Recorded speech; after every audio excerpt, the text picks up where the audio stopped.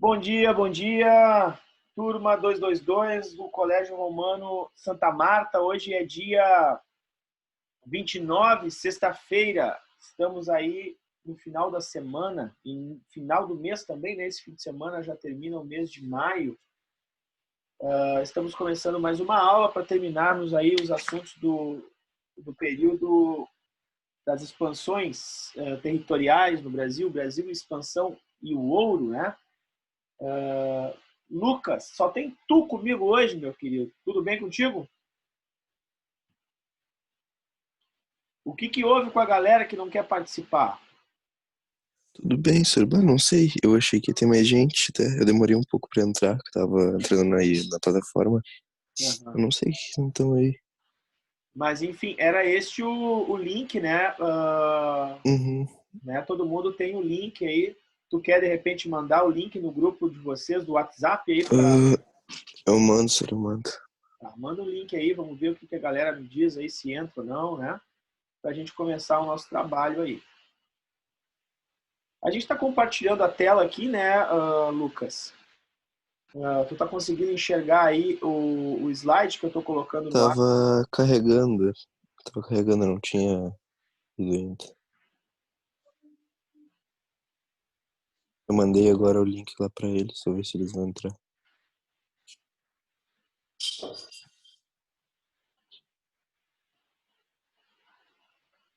Tá carregando ainda, Sor.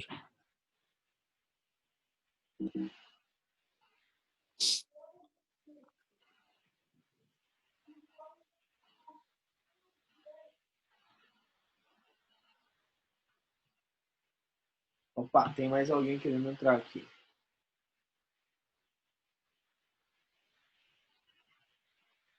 Bom dia, Tutu.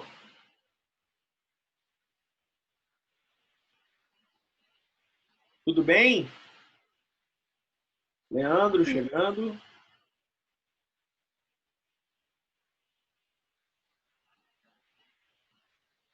Bom dia, Leandro. Tudo jóia?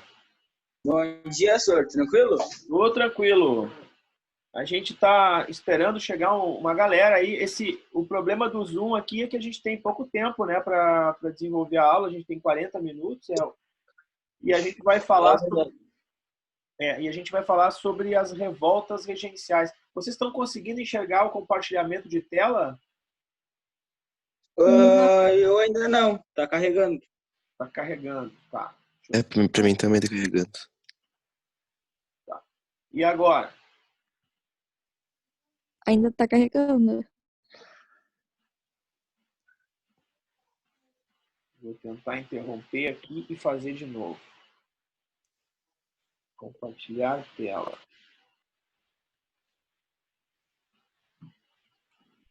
E agora? Agora foi. Foi? Tá, beleza, foi. Então, vamos lá. A gente vai começar a falar sobre as... Eu vou dar uma recapitulada rapidinho com vocês aqui, o que foi esse momento aí que a gente está estudando. E vou começar pelo seguinte. Primeiro, a gente viu que o Brasil foi invadido, a colônia brasileira foi invadida por holandeses, franceses, né? Até os ingleses estiveram por aí. Mas, sem dúvida alguma, a invasão holandesa foi a mais contundente. Isso aconteceu quando houve a unificação chamada União Ibérica, né, que foi entre Portugal e Espanha, porque morreu o rei de Portugal, depois morreu o tio do rei que assumiu, e aí quem assumiu foi a Espanha, o controle de tudo. No momento em que houve essa unificação ibérica, a União Ibérica, houve então a administração por parte de um país apenas de toda a América. Então, automaticamente sumiu aquele tratado de Tordesilhas, né? Quer dizer, não existia mais a coisa de ter assim, tem um parâmetro, né? Tem um parâmetro para físico, né? Territorial e tal, para as pessoas, para o Brasil, né? Se desenvolver e tal. Não, acabou. Né? Então, acabou o Tratado de Tordesilhas, as pessoas começaram a ocupar o interior do Brasil.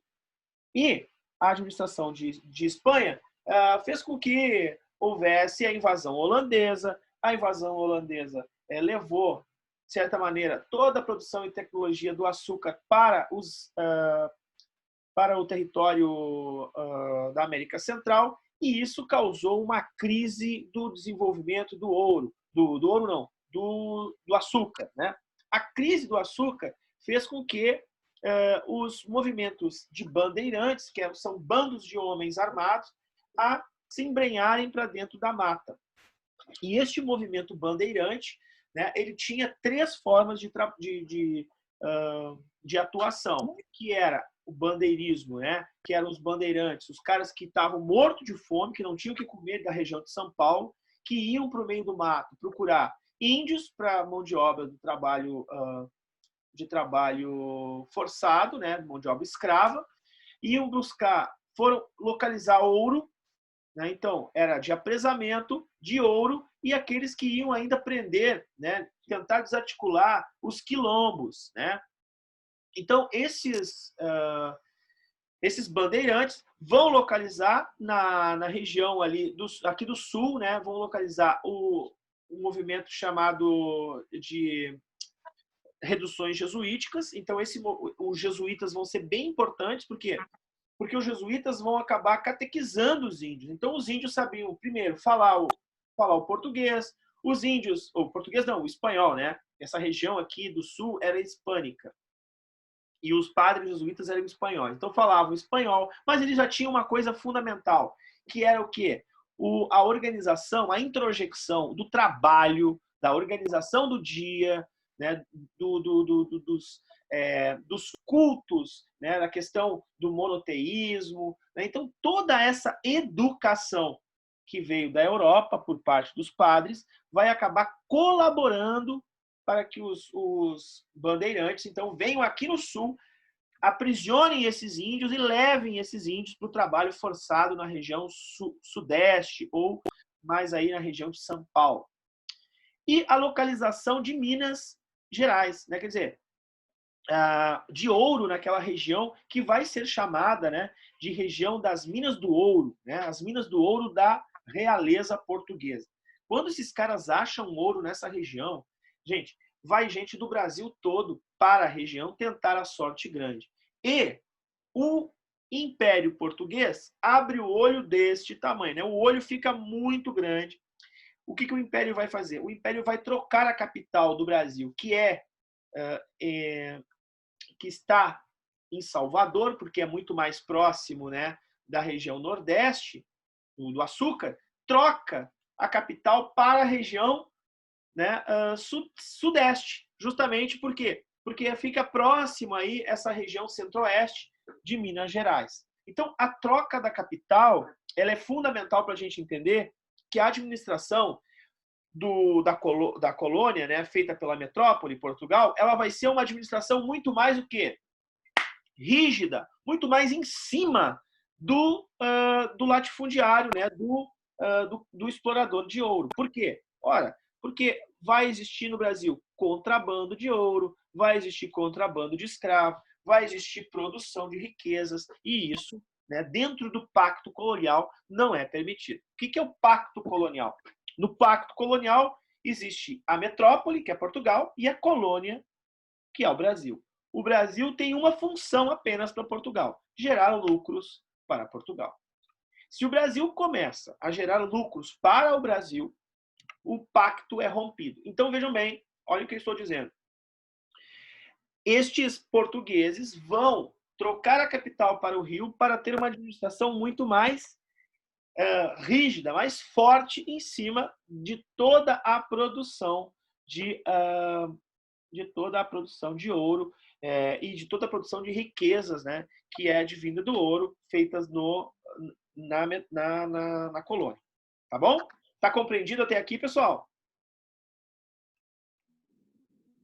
Olha só, a minha ideia em trabalhar com essa plataforma é que vocês possam participar dela, não através do chat, né? Mas se vocês puderem participar através da gente ir discutindo aqui o áudio, no áudio, seria melhor, porque eu não consigo enxergar o que vocês escrevem, né? Porque eu estou com a minha tela aberta aqui com o slide. Vocês estão enxergando o slide, então se vocês tiverem dúvida, ou quiserem questionar alguma coisa, eu convido vocês a participar da aula falando, né? Porque daí fica mais fácil para eu responder, tá bom? Muito bem, então vamos lá. Sabendo isso, sabendo que Portugal vai ter uma administração muito mais em cima, né, de toda a questão da exploração do ouro, nós vamos ter, então, o descontentamento, obviamente, né, dos colonos. Quem são os colonos? São aqueles que estão aqui no Brasil. E aí, se os caras começam a dar muito bafo na nuca desses caras, né, se o Portugal começa a exigir muito deles, eles vão questionar. Então, nós vamos ter dois tipos de revoltas. E é por isso que eu convido vocês a pegarem, por favor, a sua caneta e a escreverem aí os dois tipos de revoltas que a gente vai ter hoje para encerrar esse assunto, né, do capítulo número 14, né, que é a questão do ouro no Brasil.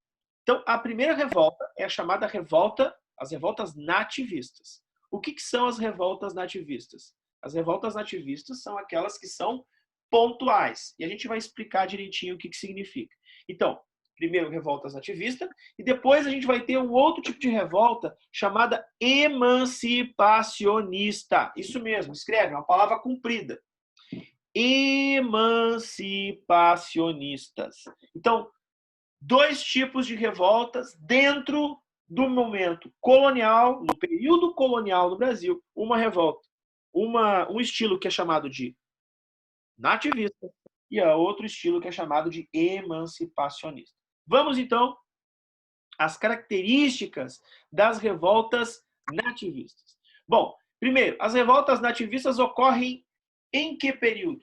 Elas ocorrem entre o século XVII, aí então de 1600, até o século XVIII, de 1700 alguma coisa. É o início do século XVIII.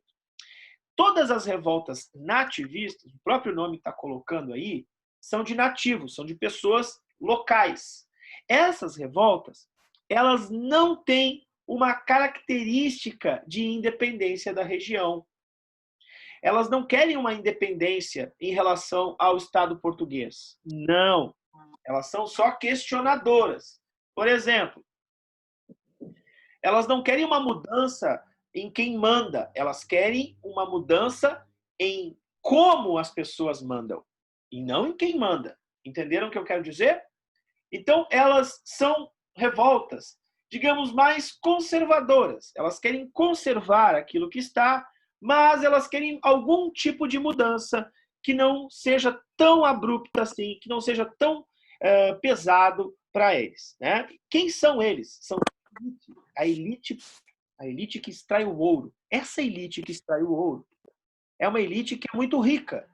E por ser muito rica, pessoal, é justamente ela que vai levar o maior peso, né, nas cobranças de impostos. Então, vejam bem, o que é um imposto? Gente, o próprio nome está dizendo. Eu posso escolher pagar ou não? É uma pergunta. Não. Não, eu não posso escolher. Eu tenho que pagar. Por que eu tenho que pagar? Porque é imposto. É imposto a mim que pague. Então, vejam bem, quando os impostos eles não são revertidos em bens.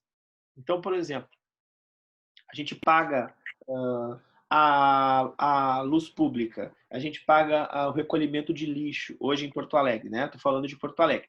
Então, existe um imposto que chama IPTU, é isso aí. Né? O IPTU é imposto, né, urbano. Né? Então, eu pago para recolhimento de lixo, eu pago para a luz no poste, eu pago imposto para a saúde, eu pago imposto para ter uma segurança pública, policiamento. E aí, se eu começo a perceber que não há nos postes perto da minha casa não tem lâmpada, velho, não tem luz.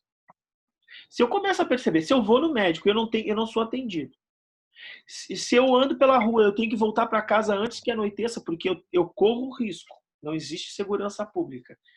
Poxa, gente, eu vou começar a questionar os impostos que eu pago, porque alguém está lucrando com esses impostos. É isso, justamente isso que a elite de Minas Gerais, a elite brasileira da época, vai questionar. Porque todo o dinheiro dos impostos de cobrança na extração de ouro, era levado diretamente para Portugal. E Portugal fazia uma coisa de playboy. Portugal gastava esse ouro como se ele nunca fosse acabar.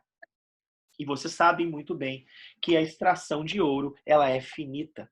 Quando a mina ela se esgota, gente, não tem de onde tirar. Ela finda, ela acaba. Então, uma hora ou outra, isso iria acabar. Então, vejam bem, esses elitistas, essa elite, ela tinha um caráter localista, então era um caráter regional, ela era contrária a alguns aspectos pontuais do pacto colonial, que era justamente essa cobrança. Começamos com a primeira revolta, então anotem aí a primeira revolta. Depois esse slide eu vou deixar lá na Iônica para vocês, tá? Então a Iônica, assim como este vídeo que eu estou fazendo com vocês aqui, também estará em um link do YouTube, que eu vou passar para o YouTube ainda, depois eu deixo no link para que vocês possam pegar esse vídeo e assistir novamente. Então, a primeira revolta vai ser dos irmãos Beckman. Quem são os irmãos Beckman? Os irmãos Beckman estão lá no Maranhão, são 2 membros da elite maranhense, e eles têm atritos diretos com a Igreja Católica Apostólica Romana. Por quê? Porque existe ali a Companhia de Jesus, os jesuítas, que cuidam, então, da catequização, da evangelização dos índios naquela região. E os irmãos Beckman querem pegar e escravizar os índios. Por quê? Porque Maranhão, gente, fica do lado do Pará. É muito longe dos grandes centros de recepção de escravos no Brasil.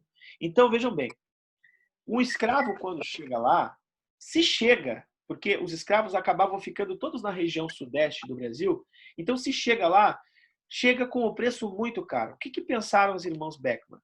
Vamos escravizar os índios que estão aqui. E aí a igreja protege os índios. O que Portugal vai fazer? Portugal vai ficar do lado da igreja, vai dizer, olha, de agora em diante vocês vão ter uma companhia específica portuguesa que vai levar e trazer escravos para vocês e vocês vão comprar esses escravos. O preço do escravo era muito alto, mas era a única forma, porque isso era um monopólio do Estado português. Lembrando que o Pacto Colonial visava que somente a metrópole lucrasse, que a colônia não havia possibilidade nenhuma de lucro na colônia. Eles limitavam a possibilidade de lucro na colônia. Os irmãos Beckman, então, se colocam contra, fazem uma guerra contra os jesuítas e são presos.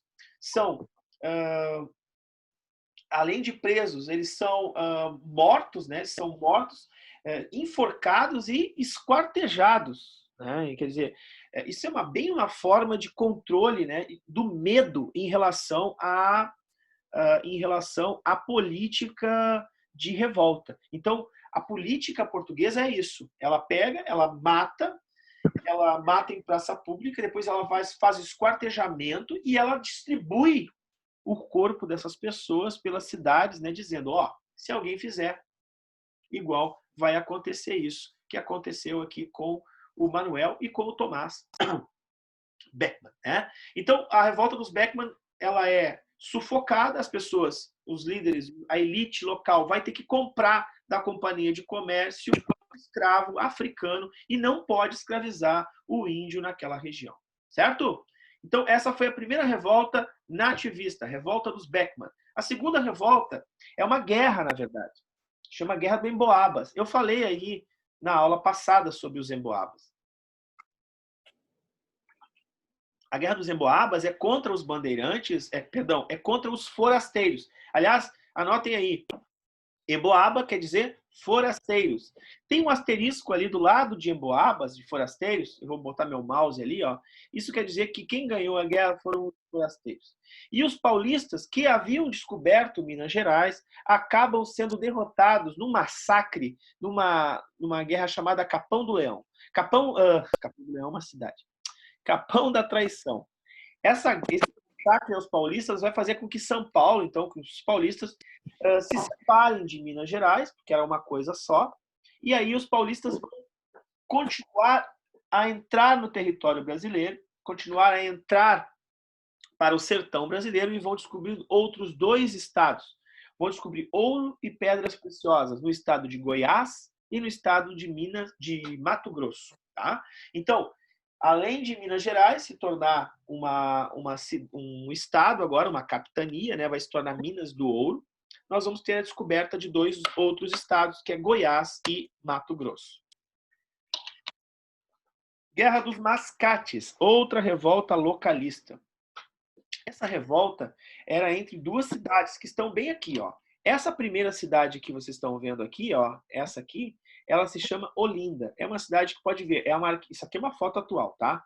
É uma arquitetura bem colonial, né? Então, prédios, arquitetura colonial, igrejas e tal. E lá ao fundo, ó, depois da água, depois do mar aqui, tem uma ponte que liga aqui a cidade, tem a cidade de Recife, que é a capital do estado de Pernambuco. Lembrando que Pernambuco era onde ocorria a maior produção de riqueza do Brasil antes do ouro, por causa do açúcar. Então, Pernambuco foi invadida, inclusive, pelos holandeses. Pernambuco que vai ser chamado a Nova Holanda. A Nova Holanda. É por isso, então, que a cidade importante, né, na produção de açúcar era a cidade de Olinda, por causa da Holanda.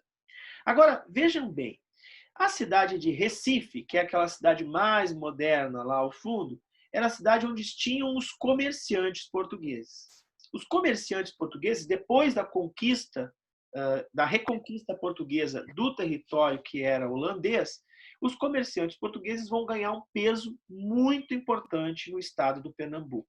E vão querer que a capital seja Recife. Por isso, então, a gente vai chamar de Guerra dos Mascates. Por quê? Mascate, aí puxa uma setinha de mascate, puxa uma setinha para o lado e escreva. Mascate é igual a comerciante. Mascateiro é comerciante. Então, está ali o asterisco, né, em Recife. Recife é a capital de Pernambuco até hoje, pessoal. Né? E por que é importante ser uma capital? Ora, a importância de uma capital é que a capital é na capital que todos os recursos que são, todas as riquezas que são produzidas em um estado acabam circulando. É na capital que estão as novidades. É na capital que se recebe incentivo federal ou do governo central, no caso aí de Portugal, que era a metrópole. Tá? Então a capital vai passar a ser Recife, e Recife é ocupada pela maioria de comerciantes portugueses chamados de mascates. E aí nós temos ali causas básicas. Recife obtém autonomia e Olinda não aceita, e por isso então nós temos a confirmação em 1714 que a capital é Recife, naquele estado, o estado de Pernambuco. Até aí tudo bem, pessoal? Sim. E ótimo. Então vamos continuar falando essa revolta eu já falei da aula passada, eu acho, que é a revolta de Vila Rica, também conhecida como revolta de Filipe dos Santos, que era outro membro da elite.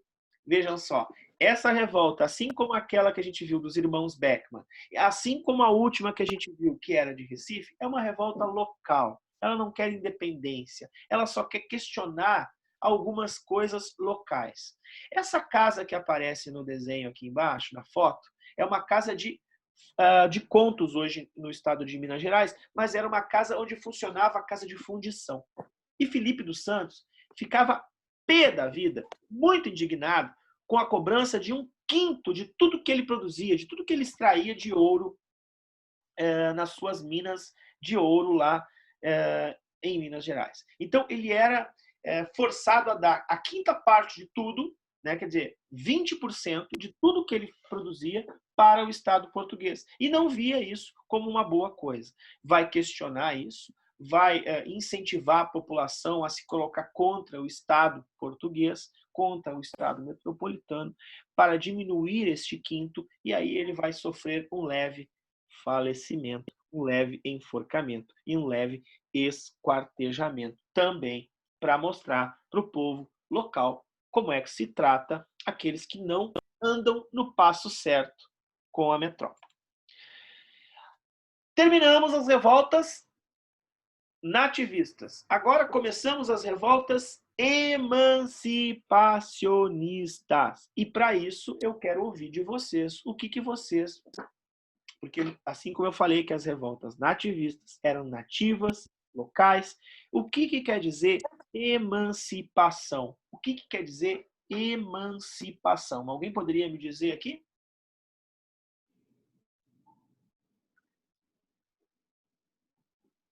Alguém faz ideia? Separação? Troço assim? Isso, emancipação pode ser separação, sim. Em que aspecto a separação? Eu não sei direito, tipo, um país se separar de outro, Se separar de outro, se tornar, tá ali a palavra ou independente. independente, tá? Está aí, né? Está no slide aí a resposta que eu perguntei, a resposta da pergunta que eu fiz. O emancipação, gente, a emancipação é se tornar independente, é se tornar autossuficiente, é andar com as próprias pernas, é pensar com o próprio cérebro, né? Tomar decisões sem precisar do aval, né, ou da concordância do outro. Isso é emancipação, tá? Então isso vai ocorrer quando? Entre o final do século XVIII e o início do século XIX. Vejam, vou voltar rapidinho o slide, ó. Vou voltar rapidinho.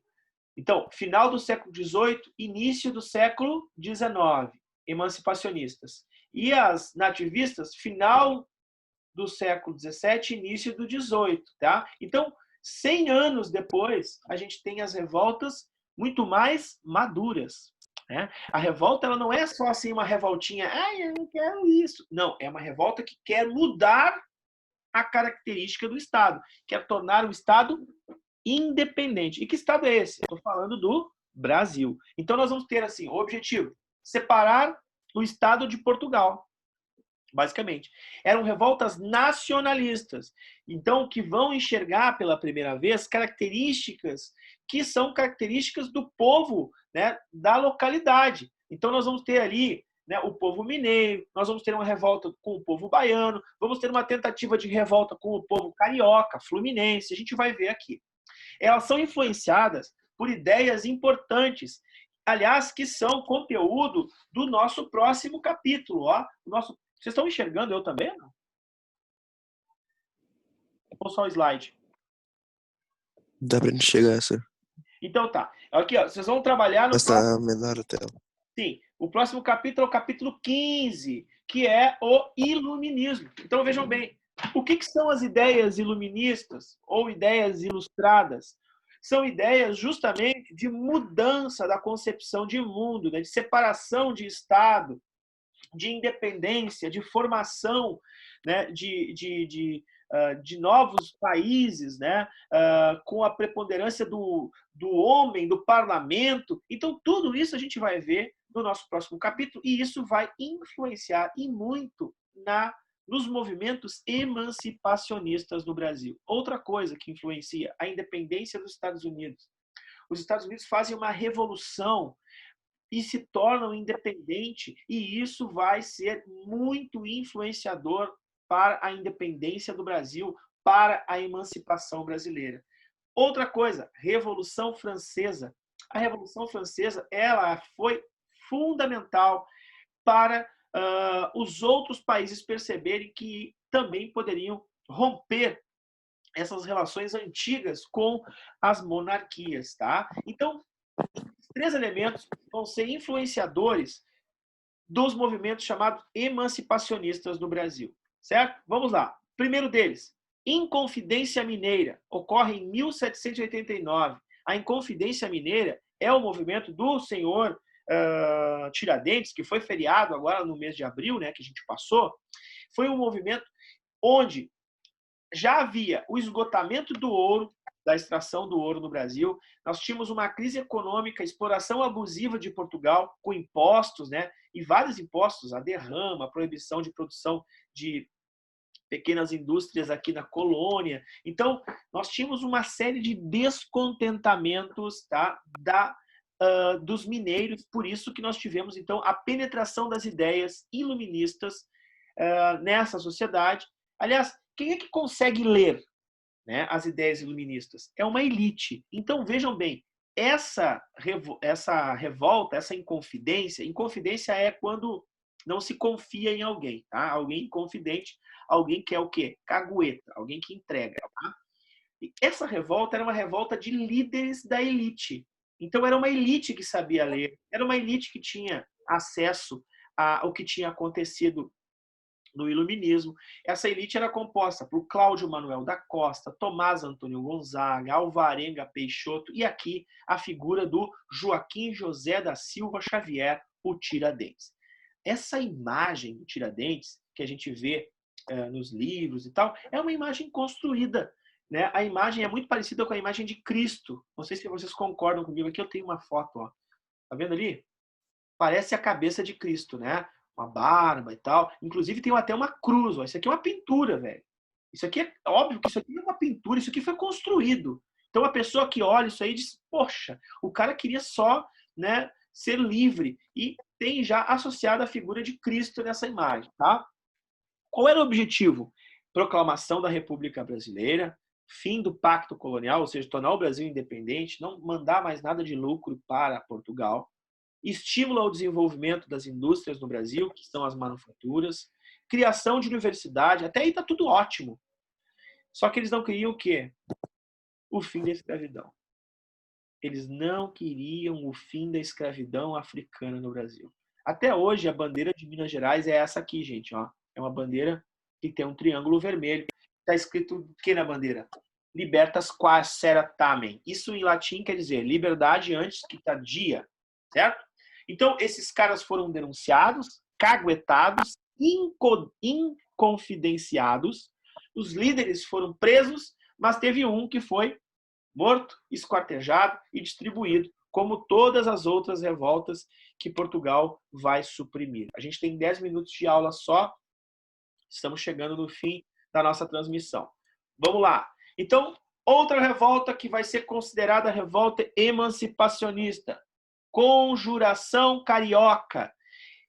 Ela foi um movimento que ocorreu lá no final do século XVIII, tá, de ideais iluministas feitos por uma sociedade literária. Então, é o seguinte, era um grupo de professores, de intelectuais, que ia na biblioteca no Rio de Janeiro, né, a biblioteca que era uma sociedade literária, e esses caras começavam a ler e começavam a discutir essas ideias, né? Sussurravam essas ideias dentro da biblioteca. Só que isso aí nunca virou uma ação de fato, né? Nunca se pensou em pegar em armas e tentar derrubar o governo português ou se separar. Sim, era só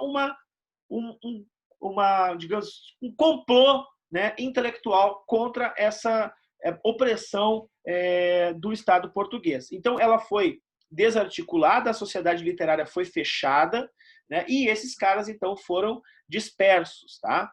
Essa foi a Conjuração Carioca. A Conjuração Baiana, ou Revolta dos Alfaiates, essa sim, ela era aberta, né? As pessoas falavam justamente em independência, liberdade de comércio, igualdade em todos os níveis, inclusive com a abolição da escravidão. Então, diferente da mineira, a Conjuração Baiana, ela queria a liberdade de todos os povos, inclusive dos povos africanos que eram escravizados. Tá? Então, ela teve influência da Revolução Francesa. Ela falava sobre a Revolução Francesa, liberdade, igualdade e fraternidade. Então, essa revolta, ela, digamos, ela era mais popular, ela era mais extremada, né, por conta da participação de pessoas que eram pobres, que tinham desigualdades sociais, do que a de Minas Gerais, que era mais elitista. Conseguiram entender isso?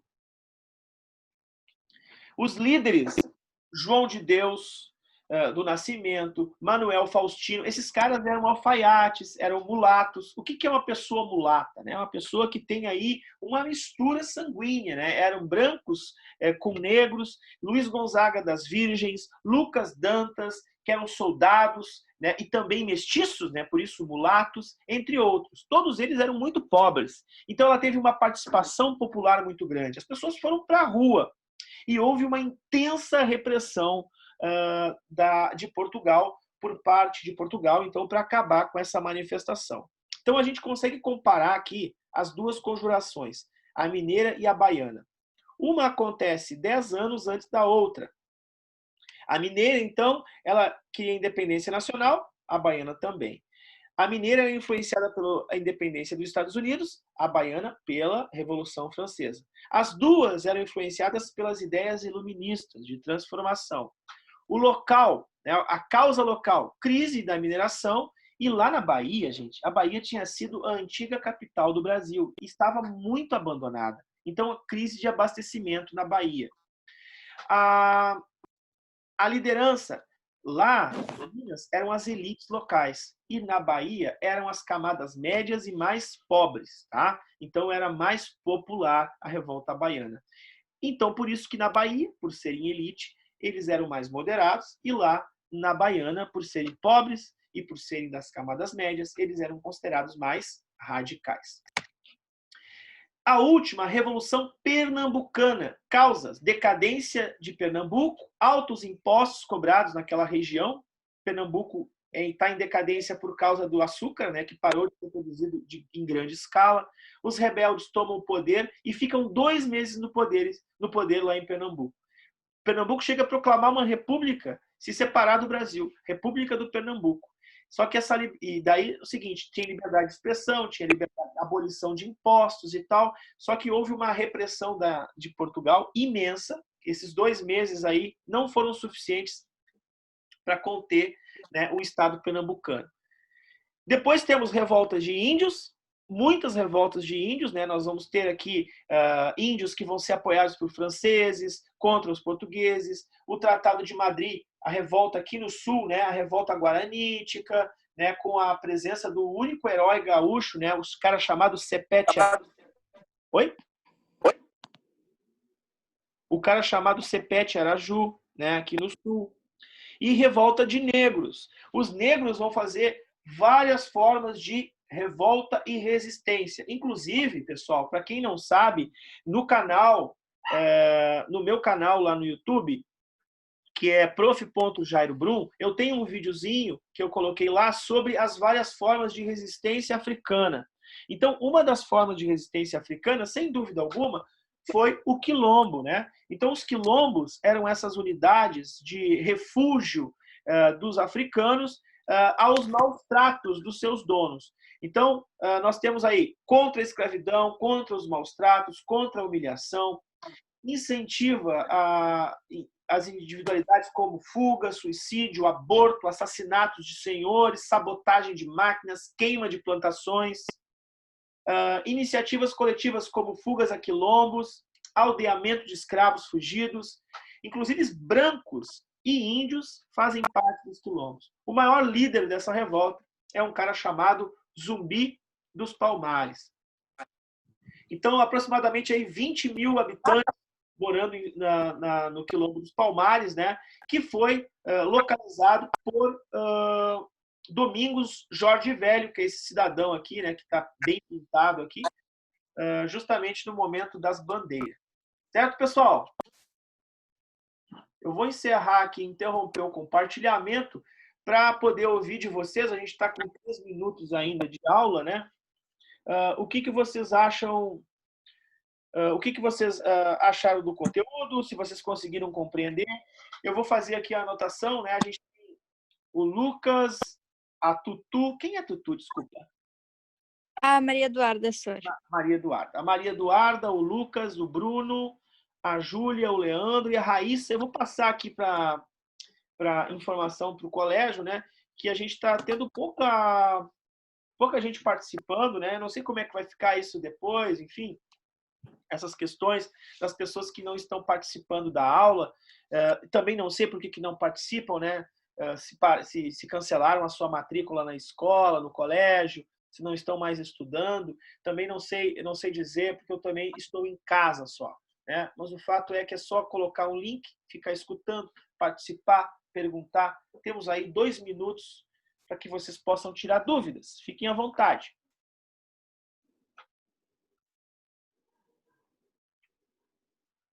Conseguiram compreender o conteúdo, pessoal? Sim, senhor, sim. Eu revoltas, entendi. revoltas nativistas e revoltas emancipacionistas. Existe uma diferença bem grande das revoltas. Quando elas ocorrem, as nativistas, durante o século final do 17 início do 18, e a outra no final do 18 início do 19, as emancipacionistas. Nativistas não queriam independência, né, só queriam resolver problemas locais, e as emancipacionistas queriam independência das regiões ou do país. Né? Elas ocorrem quando e por quê? Durante esse momento da extração do ouro, descontentamento com o preço dos impostos, abandono, a questão da escravidão e tudo mais. Então, todas essas revoltas são um caldeirão de acontecimentos que ocorrem no Brasil nesse momento, né, que é o momento justamente de transição de um estado, de um modelo que era do açúcar para o modelo mais urbano, né, da produção de ouro. Certo? Sim. Então tá, eu desejo Certo, senhor, certo. a vocês um excelente final de semana, se cuidem, tá? Obrigado por terem participado da aula. Qualquer dúvida, manda aqui, eu vou deixar esse link lá no site e lá no site não, lá na Iônica. Verifiquem lá também os trabalhos e a entrega dos mesmos. Um beijo, tchau, tudo de bom. Até mais. Tchau, senhor, tchau.